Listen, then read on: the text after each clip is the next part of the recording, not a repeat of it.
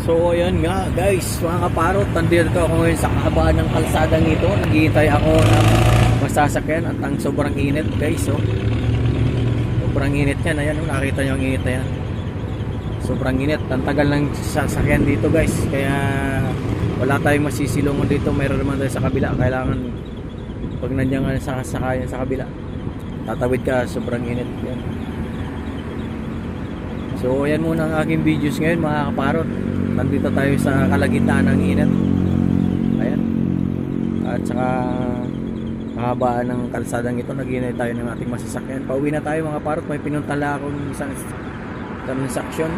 Inayos ko yung mga transaction ko mga kaparot. So yan muna may update ko yun sa aking videos mga kaparot. So maraming salamat. Thank you sa sobrang init. Ayan, nakabilad tayo dito sa araw mga kaparot. Ayan. Pauwi na tayo, may pinuntan lang akong transaction mga kaparot. Inayos ko lang yung mga transaction ko. At pauwi na tayo ngayon. So sobrang init mga kaparot. Nakita nyo, ang ganda ng panahon ngayon mga kaparot. Kung pupunta ka ng beach, maganda mag beach ngayon kahit medyo taglamig na mga kaparot. Ayan, ang ganda ng panahon mga kaparot. Dito ako sa loob ng Clark. Kaya ito, naghihintay tayo ng mga sasakyan. Mga ganitong oras dito mga parot, mga bandang 10 to 11, medyo mahirap-hirap ang sakayan dito.